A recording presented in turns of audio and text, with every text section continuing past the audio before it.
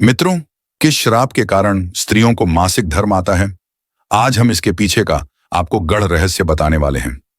मित्रों, एक बार की बात है, भगवान विष्णु और माता लक्ष्मी शेष नाग की सैया पर विश्राम कर रहे थे। तभी माता लक्ष्मी भगवान विष्णु जी से कहती हैं कि हे प्रभु, स्त्रियों को मासिक धर्म क्यों आता है? आखिर स्त्रियों को ही यह पीड़ा क्यों सहन करनी पड़ती है?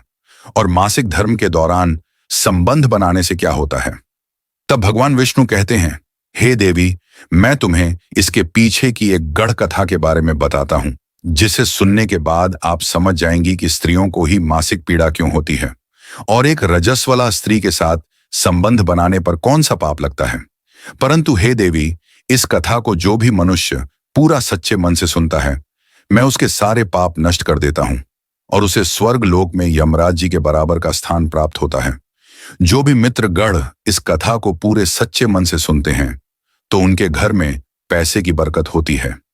ही देवी, अब मैं तुम्हें बताता हूं किस कारण से स्त्री को मासिक धर्म से गुजरना पड़ता है। यह घटना सतयुग की है। सतयुग में काल के नाम से प्रसिद्ध एक दानव हुआ करता था। दानव होने के कारण उनका स्वभाव उग्र था और वह हमेशा ही युद्ध करने के लिए तत्पर रहता था। फिर एक दिन सभी दानव वृत्रासुर के साथ मिलकर स्वर्ग लोक पर चढ़ाई करने लगे। उन असुरों के पास भयंकर शक्तिशाली अस्त्र थे, जिसका देवता सामना ना कर सके और भागकर ब्रह्मदेव के पास चले गए। फिर ब्रह्मदेव ने उन्हें असुरों को परास्त करने का उपाय बताते हुए कहा, हे इंद्र, तुम इसी क्षण महर्षि दधीच के पास जाओ। वे अपने शरीर की हड्डियों से तुम्हें अस्त्र शस्त्र प्रदान करेंगे।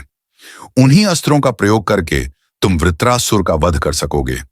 फिर सभी देवता महर्षि दधीच के आश्रम पर जाते हैं और उनसे प्रार्थना करके अस्त्र प्रदान करने की विनती करते हैं।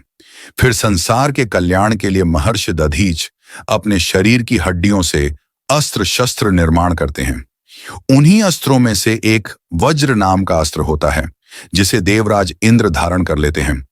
फिर सभी देवता गढ़ वृत्रासुर के साथ युद्ध करने के लिए निकल जाते हैं। देवताओं और दानवों के बीच भीषण युद्ध होता है। सभी देवता आकाश में दानवों से युद्ध के लिए एकत्रित हो जाते हैं और प्रहार करने लगते हैं। देव अग्नि के प्रहार से दैत्यों को दग्ध करने लगते हैं। अग्नि के प्रभाव से दैत्यों का अंग जलने लगता है।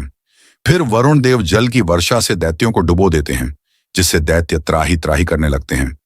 अनेक दिनों तक इस प्रकार से दैत्यों और देवताओं के बीच में भीषण युद्ध चलने लगता है।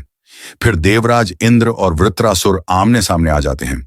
दोनों के बीच भीषण युद्ध होता है और फिर देवराज इंद्र अपने वज्र का प्रहार करके वृत्रासुर को मार डालते हैं। उस दानव वृत्रासुर की मृत्यु होते ही उसके शरीर से ब्रह्म हत्या बाहर निकलती है और इंद्र का पीछा करने लगती है। फिर वह ब्रह्म हत्या इंद्र के शरीर में प्रवेश कर लेती है, जिससे इंद्र को ब्रह्म हत्या का पाप लगता है।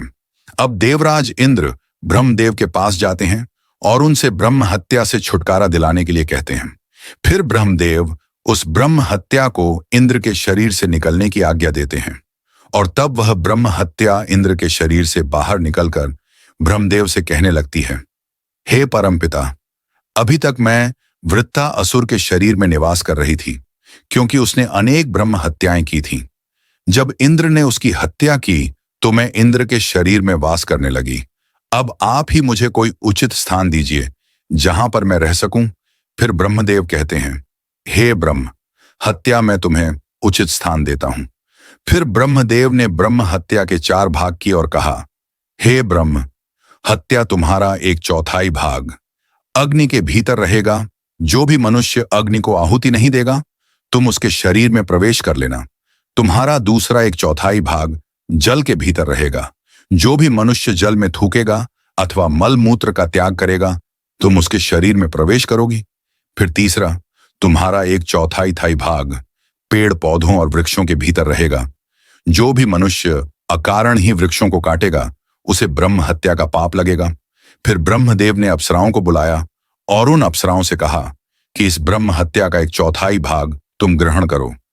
तब अप्सराएं कहने लगी, हे प्रभु, आपकी आज्ञा से हम इसे ग्रहण करने के लिए तैयार हैं, किंतु हमें भी इससे मुक्ति का कोई उपाय बताइए।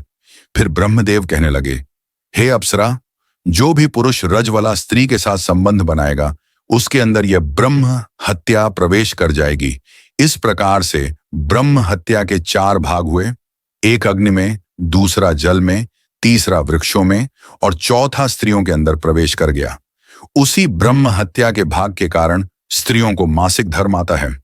जो भी पुरुष मासिक धर्म के दौरान स्त्रियों को स्पर्श करता है अथवा उनके साथ संबंध बनाता है, उसे ब्रह्म हत्या का पाप लगता है। भगवान विष्णु कहते हैं, हे देवी, इस प्रकार से मैंने आपको स्त्री के रजस्वला होने के पीछे की कथा के विषय में बता दिया है।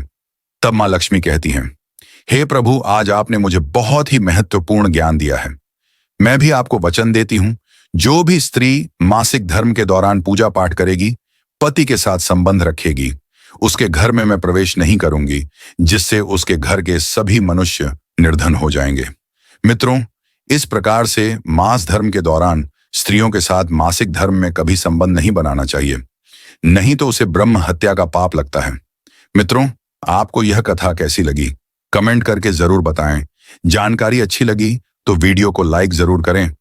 कमेंट में जय श्री हरि विष्णु अवश्य लिखें। इसके साथ ही चैनल को सब्सक्राइब करें और साथ ही इस वीडियो को अपने सभी मित्र बंधुओं में शेयर भी करें। मित्रों, वीडियो को यहां तक देखने के लिए आप सभी का दिल से धन्यवाद।